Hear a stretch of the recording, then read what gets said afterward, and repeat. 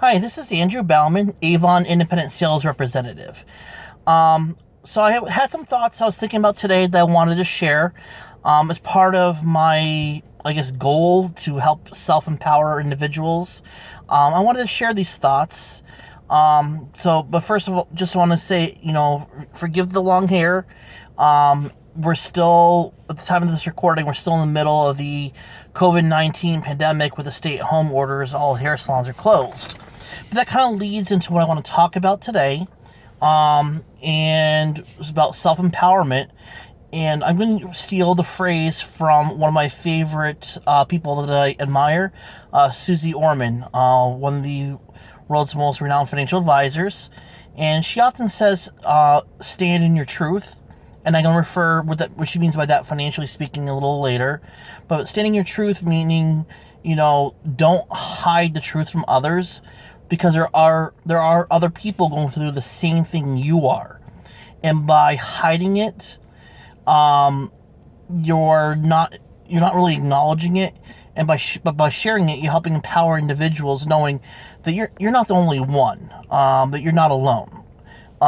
So first, when it comes to hair, don't be afraid to show your hair from right now. If you cannot get to the salon, don't put the hat on. Do what you can with it and show the way it is. So make it a trend. Don't hide it. Stand in your truth, as you would say.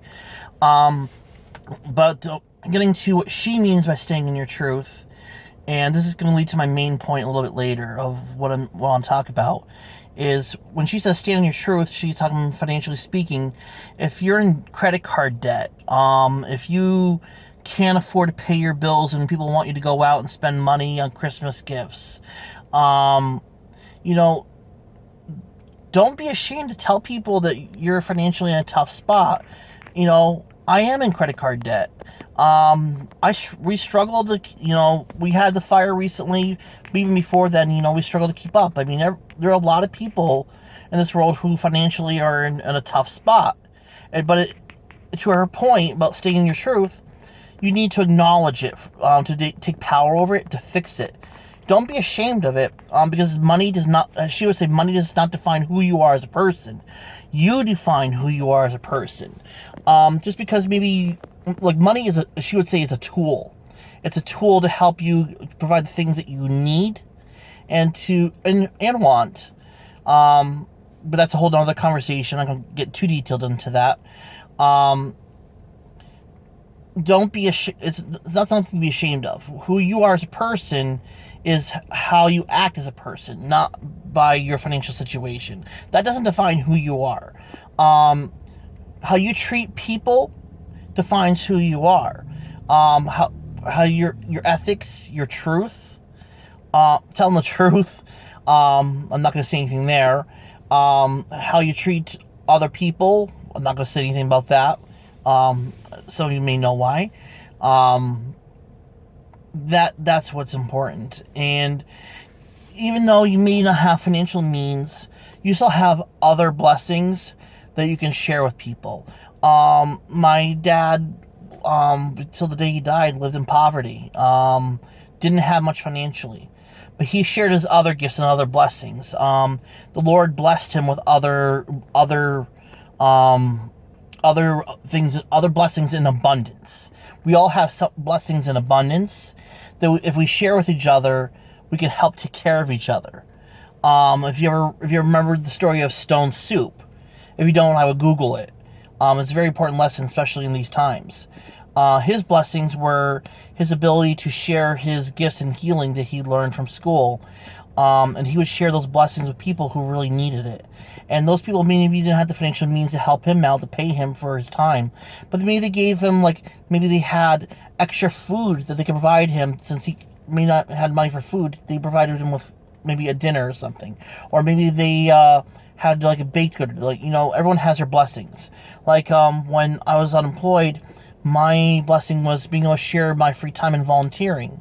We all have a blessing in abundance that we can share with each other.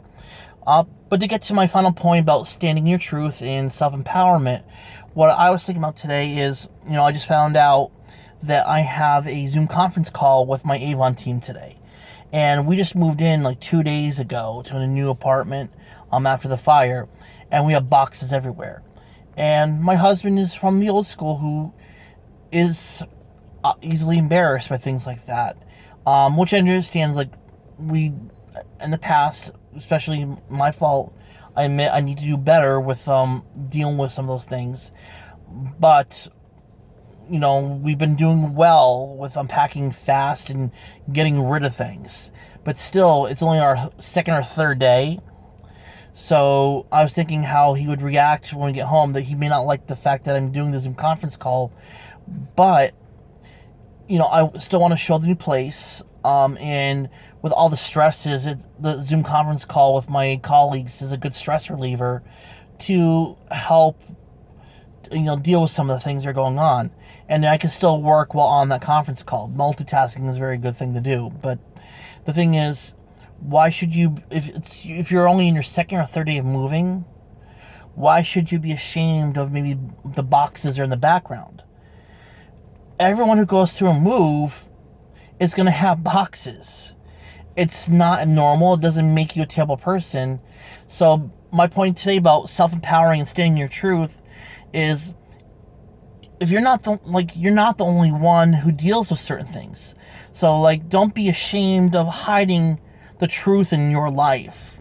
So, granted, if it's 3 months from now, I don't necessarily want to be ashamed, but maybe take care of it. But we're only in our first week, the second or third day. So we have all these boxes. So it's not something that you should be ashamed of if you're working diligently to take care of it. Because anyone who's gone through a move in the second or third day is going to be in a similar situation. And it helps empower the other person. Like Marie Kondo, for example, if you follow her with tidying up, she even says that she's not 100% perfect either. That sometimes the stresses of life, that her home is not 100% perfect. Granted, you don't want to be one of her clients where it's really, really bad, but maybe there's a little mess here or there that she doesn't get to right away. And if you stress yourself at being perfect and perfection, you're not going to be happy. You're going to have a lot of stress. It's good to be flexible because life is going to throw things at you. And if you're not flexible to adapt to what comes in life, you're not going to be happy and you're going to have a lot of stress. It's very important to be able to adapt to what's coming your way. It doesn't mean you ignore the problems, but you adapt and prioritize and handle what's in front of you, and you tackle what's in front of you.